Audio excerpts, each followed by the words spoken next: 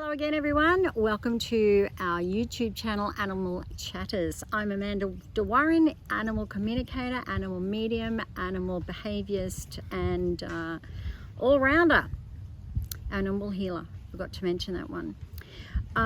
During lots of our episodes I'm going to be talking about a lot of things and going to a lot of places. My producer Mark and I are just rolling with ideas, so I hope that you enjoy the episodes that we're putting together for you. This one today is very close to my own heart, and I'm guessing everyone else's heart too. This is about animals, what happens in that process when they have passed over or when they're about to pass over. Now, when animals pass, they never ever leave us. They are still a huge part of our lives. Even though they are no longer physically here, they are still, their soul is still a part of our lives. When they cross, they are always met by someone that has passed over. Other animals, loved ones, there's always a loved one that picks them up. So when they make that transition to over the Rainbow Bridge, there is always animals and people that are there to meet them. Even if they never met certain animals or certain people, these people are regulars at our houses. They visit their loved ones that have been passed for many years, and these animals actually know who these people and pets are, even though they did not physically meet these people or animals. If we've had to make that decision and say goodbye to our animals, which most of us have, they understand that we're only trying to end the process. We're only trying to end their lives. Let's get that right. We're only trying to end their pain and their suffering, not their lives. They understand that the reason why we're having to do this is because we don't want them to suffer anymore, and they know that. So they're never ever angry at us for making that decision to say goodbye to them, even if it has to be assisted over the Rainbow Bridge. They go on loving us. So if you've had to make that decision to say goodbye, just know that they know we're only trying to end their suffering and not their lives. Generally, that process is, please, I've had enough. They may have had a huge fight, or it might be something that's happened very quickly, but they do understand that we absolutely love them, and this is the hardest thing for us. So they know. Do you want me to stop for a second? Okay, there's a plane going over. Okay, so this is a huge budget process here. All right, so what happens? I wrote something a little while ago for a magazine, and I hope this is okay to read to you guys. Most of us in our lives have had to say goodbye at some time to another to a much loved pet. This at times for some, it can be even more traumatic than losing a human or a loved one. We can be stricken with grief for many years and feel we may never ever be able to get over this loss. So what really happens when they pass? Firstly, in all my years as a professional animal communicator, both past, over and living, I have never once had a beloved pet come through being angry or upset at their owner for having to make that decision to say goodbye. For whatever reason, they have passed over, and even if this is due to our own doing, and it does happen sometimes, if an animal has lost its life because of some reason, they know that it was accidental, and they truly understand that we had no intentions of harming them in any way. Okay. Many people often tell me that they feel their pet on their bed or around them, or see them manifesting a connection with our pets. That is absolutely correct. Many people, myself included, have felt their animals, seen their animals, heard their animals, smelt their animals, a long time after they have passed over.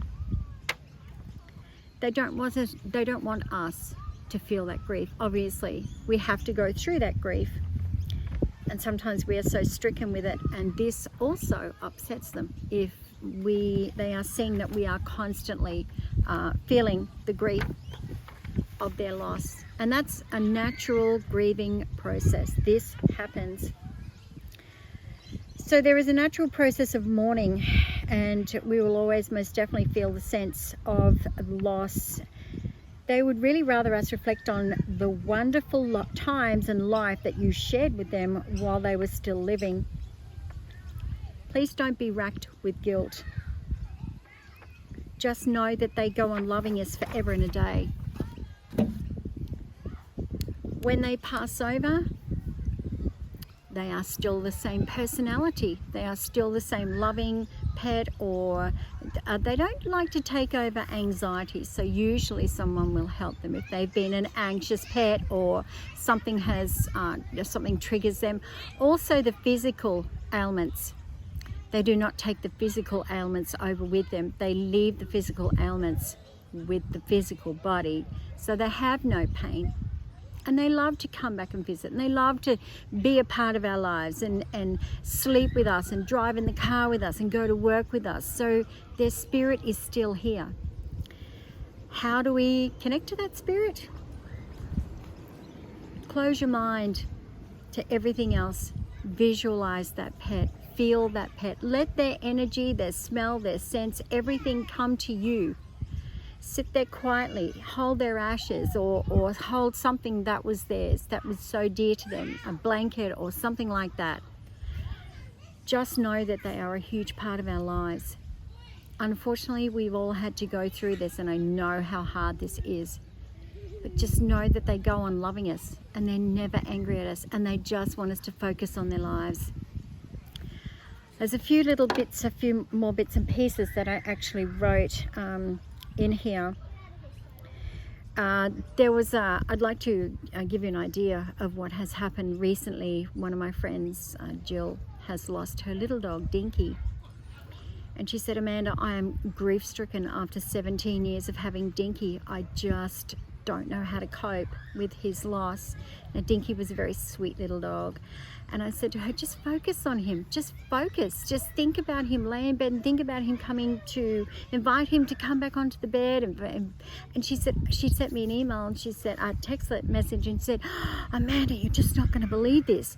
I saw Dinky at the end of my bed. I did everything that you said. I focused on him. And she said, and I could see him. She said, just a shadow. And it was like I knew it was him, and the beautiful energy that was coming out, and he was looking at me. And then I heard him bark 4 times.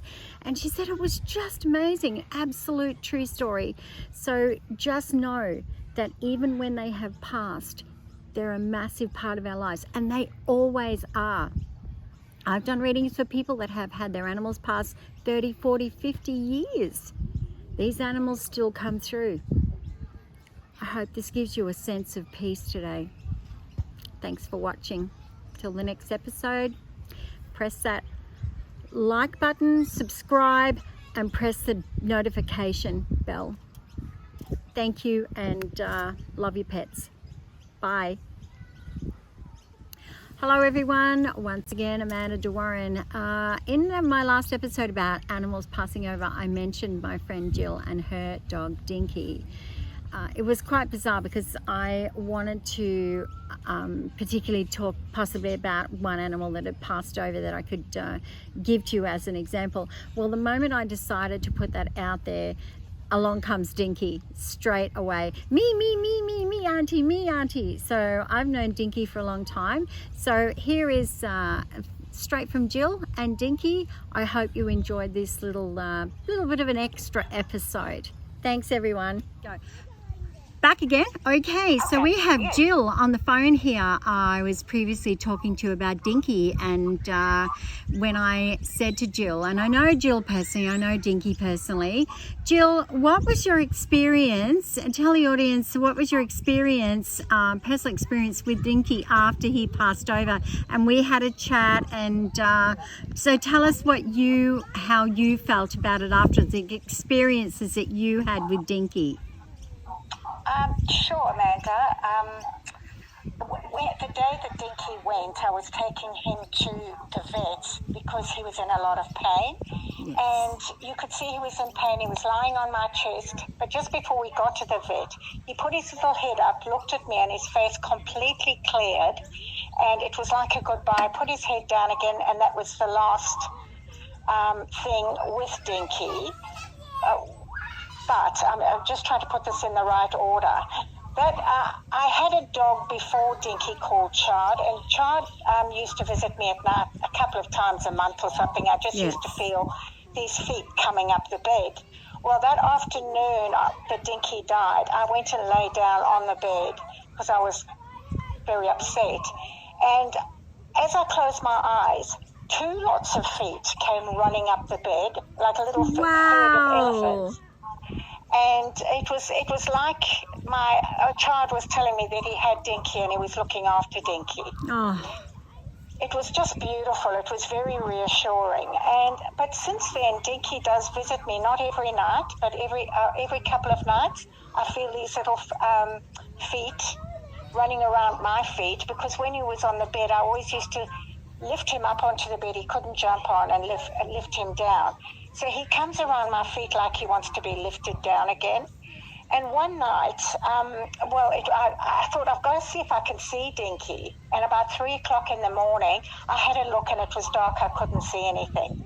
And then at about 4:30 in the morning, when it was half light, I opened my eyes and I could see Dinky, and it was just the weirdest feeling. It was like these little pixel dark things with little twisty lights that started forming, and then this whole light all around Dinky's outline.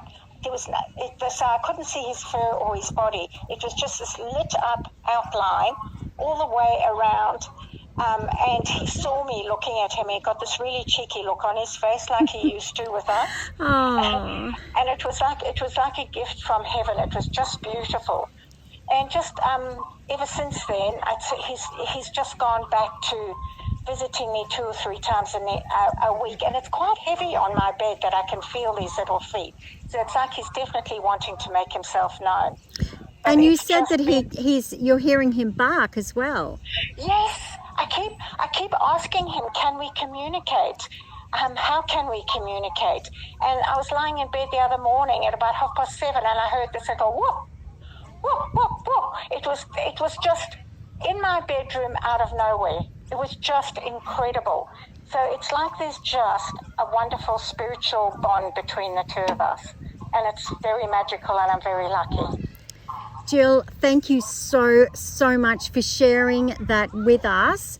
It's a pleasure. I will give you a call back shortly. We've just got to finish the episode and then I'll give you a ring back. Is that okay, darling? Of course. It's beautiful to hear from you. Thank you, Amanda. my darling. I'll talk to you very shortly. Okay, thank you. Thanks, honey. Amanda. Bye. Bye. Well, there you hear it from one specific lady. And this is the stories that I hear all the time. Animals that have passed are not gone. They are still very much a part of our lives and always will be. And that's what they want. They want to be a part of our lives still. They go on loving us. I hope you enjoyed this episode. Thank you from Amanda De Warren.